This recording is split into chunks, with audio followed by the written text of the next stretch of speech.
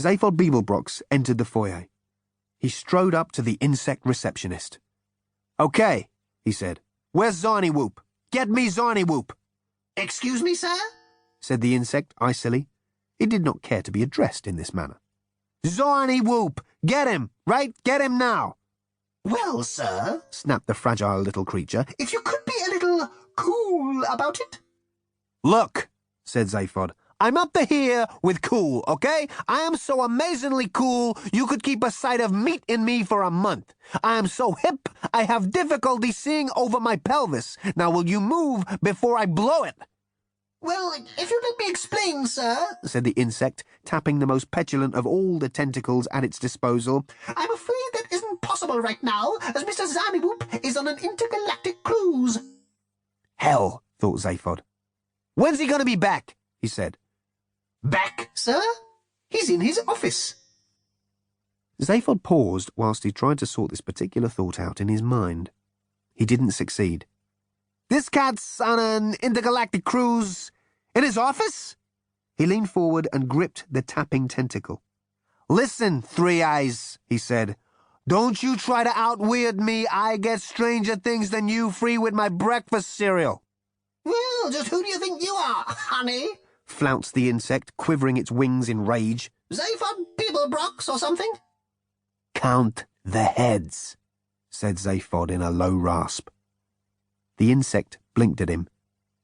It blinked at him again. "You are Zaphod Beeblebrox?" it squeaked. "Yeah," said Zaphod. "But don't shout it out or they'll all want one." "The Zaphod Beeblebrox?" "No, just a Zaphod Beeblebrox. Didn't you hear I come in 6-packs? The insect rattled its tentacles together in agitation. "But, sir," it squealed, "I just heard on the sub-ether radio report it said you were dead." "Yeah, that's right," said Zaphod. "I just haven't stopped moving yet. Now, where do I find Zarnywhoop?"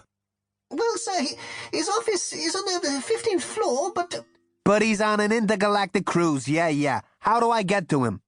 "The newly installed Sirius Cybernetics Corporation Happy Vertical People Transporters are in the far corner, sir. But, sir..." Zaphod was turning to go. He turned back. "Yeah?" he said. "Can I ask you why you want to see Mr. Zarnywhoop?" "Yeah," said Zaphod, who was unclear on this point himself. "I told myself I had to." "Come again, sir?" Zaphod leaned forward conspiratorially. "I just materialized out of thin air in one of your cafes," he said, "as a result of an argument with the ghost of my great-grandfather.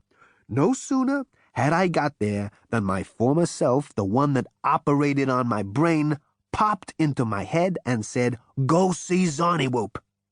Now, I've never heard of the cat. That is all I know. That and the fact that I've got to find the man who rules the universe." He winked. "Mr. Beeblebrox, sir," said the insect in awed wonder. "You're so weird. You should be in movies."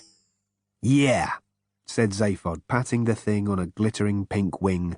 "And you, baby, should be in real life." The insect paused for a moment to recover from its agitation and then reached out a tentacle to answer a ringing phone.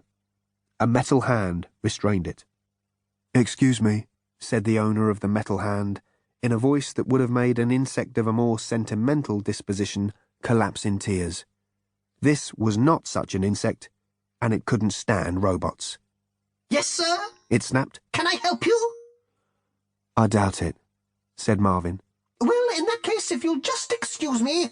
6 of the phones were now ringing. A million things awaited the insect's attention.